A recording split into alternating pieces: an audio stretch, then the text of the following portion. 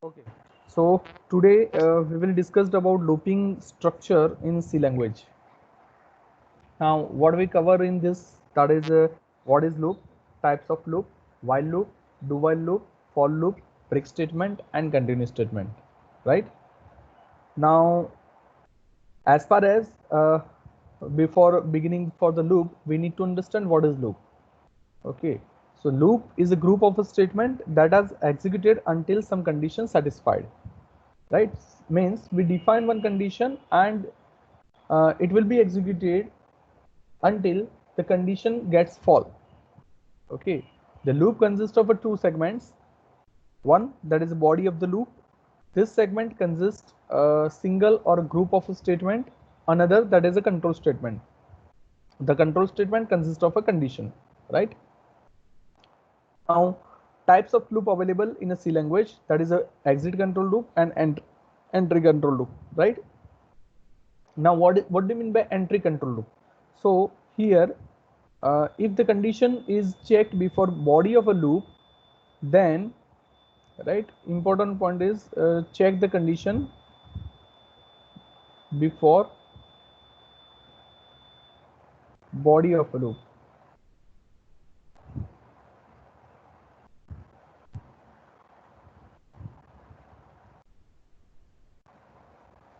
Okay, then the flowchart of that is we need to start the program, and whatever the instruction may be before the loop will be executed, and once we reach to the condition of a loop, it will check whether the condition is true or false. If the condition is true, the body of loop will be executed, and once again, once the body of the loop is completed, we will go to the beginning of the loop and once again check the condition of a loop. If the condition is false, we simply come out from the loop. That is an entry control loop. So in a on the entry of a loop, we will check the condition. Now,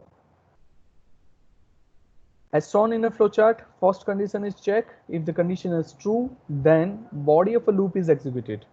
After the execution of a body of the loop, the condition is checked again, and this process is continue until the condition becomes false. So basically, whenever the condition becomes false, only on that time we will come out from the loop.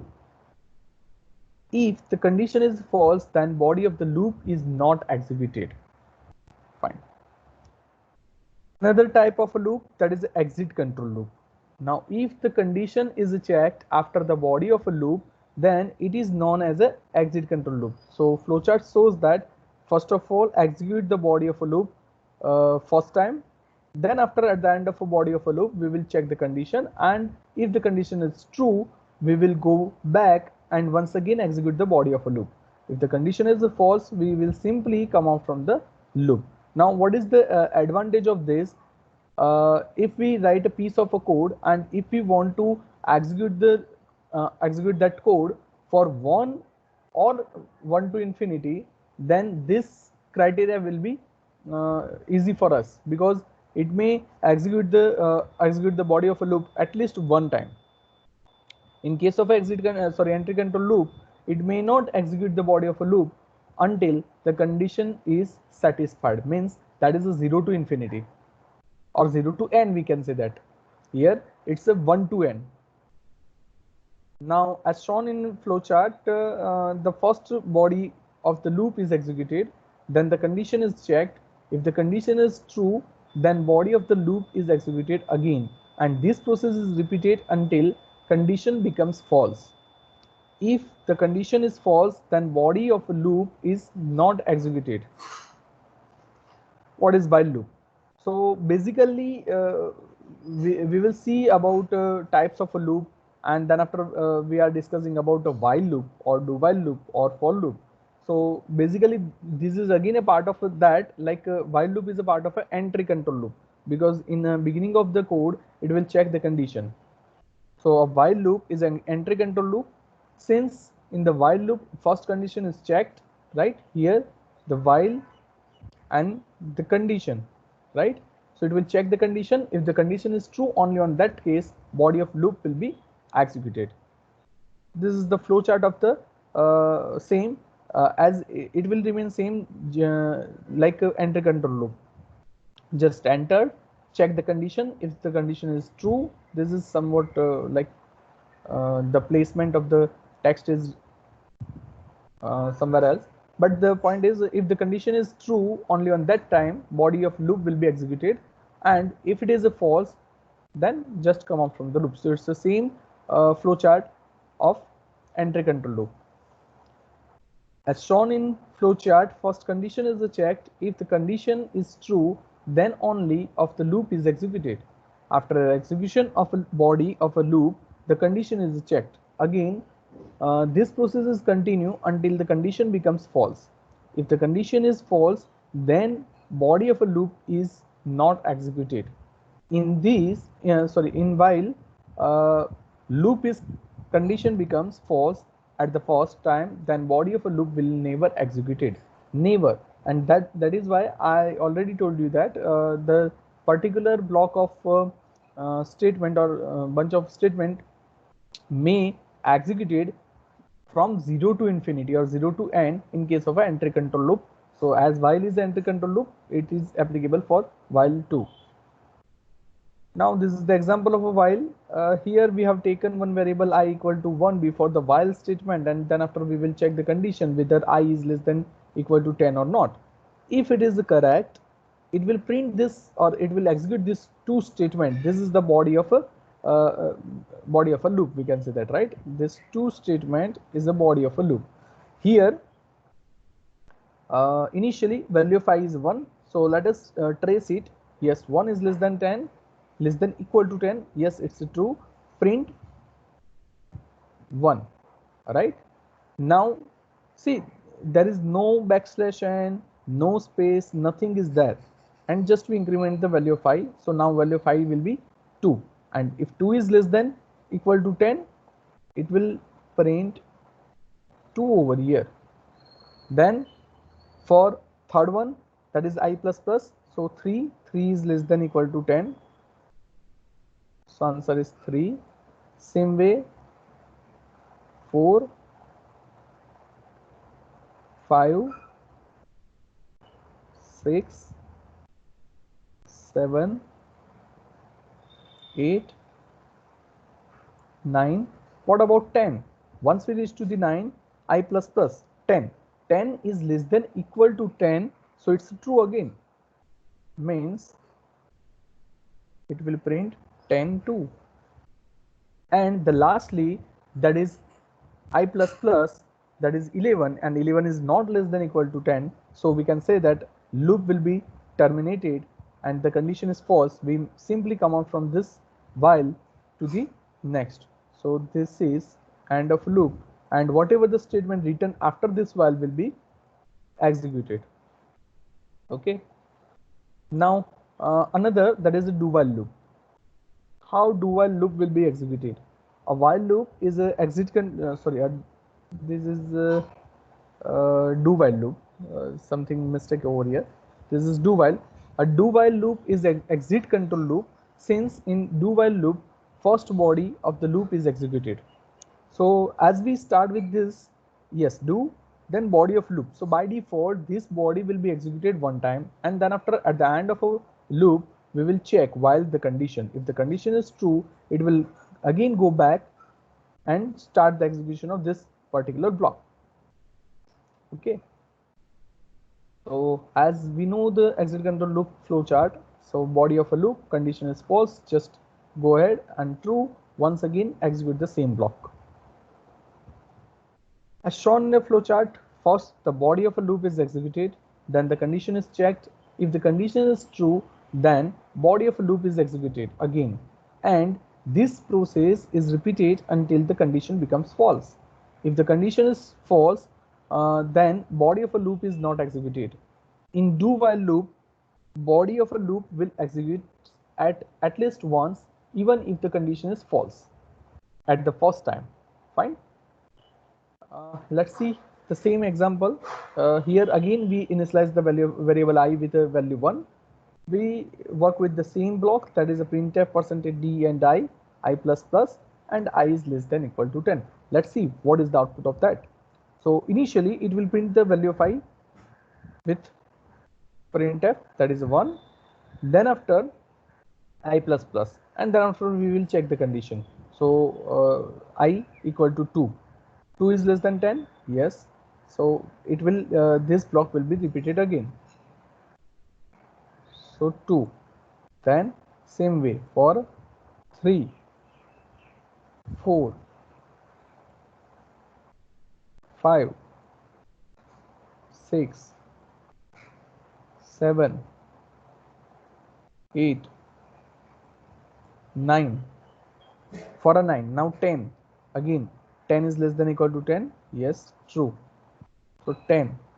And for 11, 11 is not less than equal to 10.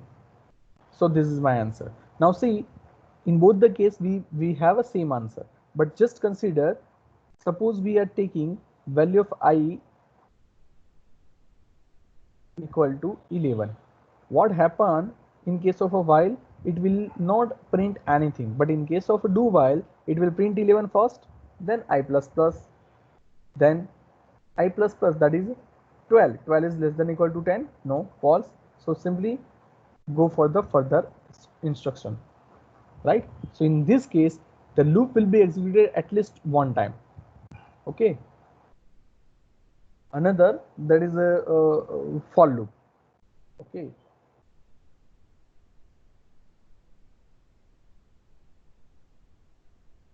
so what is for loop over here? For loop is an entry control loop again. Since in the for loop first condition is checked, here there is certain change in syntax of for loop. So for may start with initialization, then condition, then increment decrement, or we can replace it by expression also. If you refer NCC, you may find expression over here, right? By expression I will show you. Okay, initialization, this particular portion will be executed first time only. The condition will be checked every time, as it's checked in case of while and do while loop. Increment and decrement, this expression may always executed once we reach to the end of the loop. This particular portion will be executed, and then after it will check the condition. So at the end of this bracket, this portion will be executed, and then after condition will be satisfied, and if the condition is satisfied, only in that case this body of a loop will be executed. Okay, so now this is the flowchart of the for loop. See, here we have started with the initialization, so that is done only once. Then after we will check the condition. Yes, if the condition is true, right, this is true, we consider that this is true. If it is a false, simply come out from the loop, because it's an entry control loop. So it's a true, then body of a loop will be executed. Then increment and decrement, right, increment and decrement the operators, and then after once again check the condition. If the condition is true, again it will execute the body of a loop. So this is how for loop will work. As shown in above, as shown in the flowchart, in the initialization, first initialize the variable, then the condition is checked. If the condition is true, then body of a loop is executed. After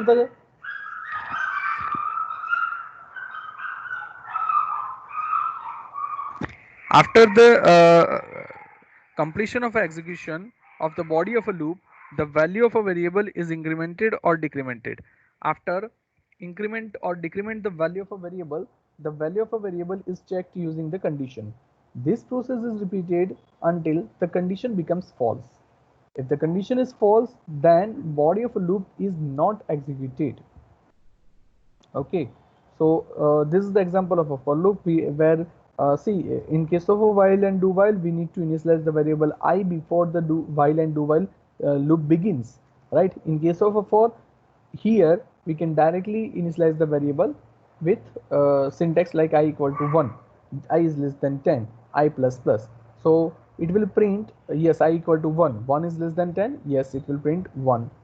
Then once we reach to this bracket, in case of a while and do while, we need to increment the variable I plus plus manually, which is also over here, but as a part of a syntax of a for loop. So I plus plus, so I equal to 2, and then after it will check the condition whether 2 is less than equal to 10 or not. So yes, it's true. So 2,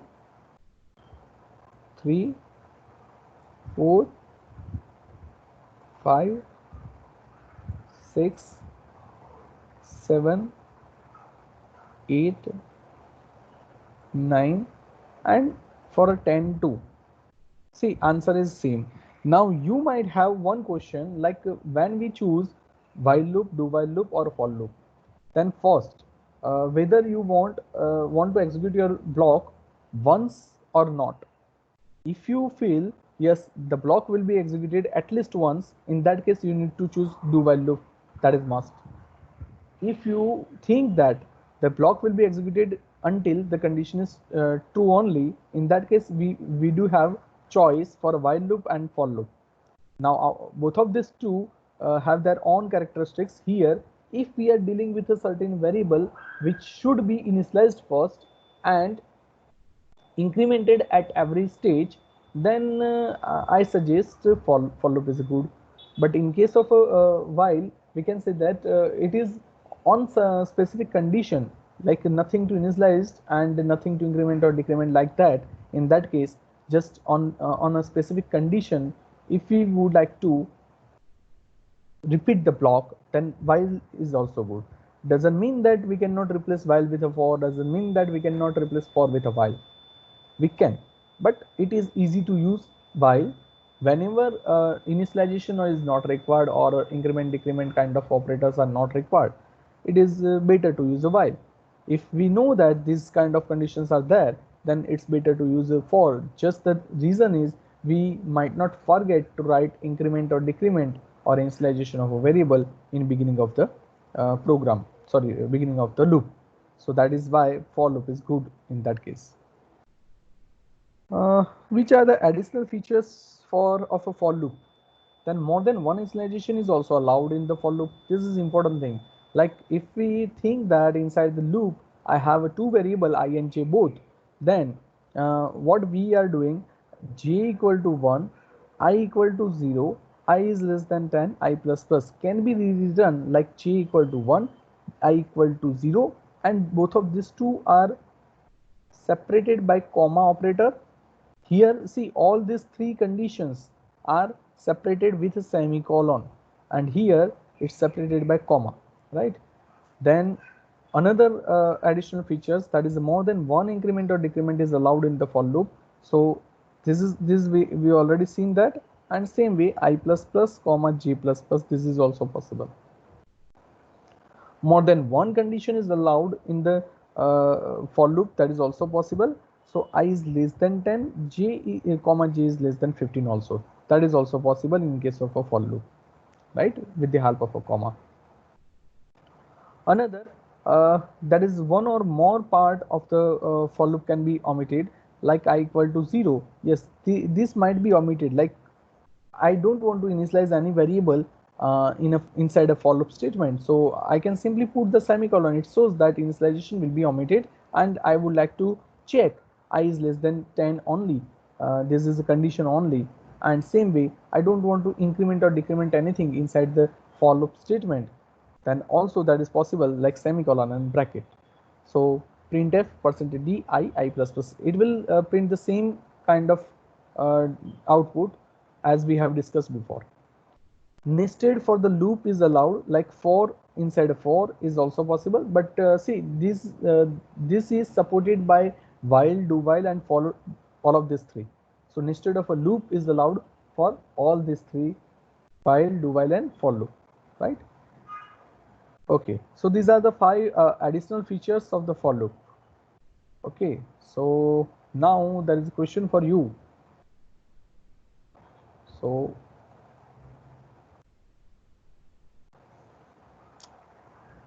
let us discuss break and continue statement. What is break statement? The break statement is used to terminate the loop. When the break statement is encountered in the loop is exited and the control is transferred out of the loop. The break statement can be used in only with while loop, do while loop, and for loop, right? The break statement can be used only with while loop, do while loop, and for loop. What it will do, break the statement is used to terminate the loop. So loop is needed basically. So if I am using break inside the if, there is no use of that. So we need to use it inside any of this loop, while, do while, and for. One another for the break, that is I can say that inside the switch we can use it. So now see, this is the example of a break statement. For I equal to 1, I is less than 10, I plus plus. I understand if value of I modulo by 5. What is the use of a modulo? Or in which case we may get this condition satisfied. What is the value of I? If I is a 5, 5 modulo by 5, yes, it should be a 0. So I can say that for a value I equal to 5, this condition will be satisfied. So of course, by default, this loop will be executed for I equal to 1 to 10. But in this case, after putting this one, we can say that yes, whenever we reach to the value of I, that is starting with a 1, then 2, then 3, then 4, up to 4, that is fine. Now once it is incremented with this 5, yes, 5 is less than 10, it's true. 5 modulo by 5 is equal to 0, then break it, right? So the what is the output of this? That is a 1, 2, 3, 4 only, because now loop is terminated and we can come out from the loop. So remaining iteration will be skipped, right? That is the importance of a break statement. What is continuous statement? So the continue, this is the last topic of this particular session here. The continuous statement causes the loop to skip the statement followed by it in the loop and goes to the iteration steps. The continuous statement does not terminate the loop but only skip the statement, right? This is important, right? In case of a break statement, it will terminate the loop. In case of continuous statement, it will not terminate, but it will skip the statement. So main role of a continuous is skip the statements followed by it, right? The continuous statement can be used only with for loop, while loop, and do while loop. Of course, this should be used inside the looping structure. Here, the example of a continue, that is for I equal to 1, I is less than 10, I plus plus. If I modulo by 2 equal to 0, then continue. Now let's see the output of that. Yes, I equal to 1. For a 1 modulo by 2, we may get the answer 1.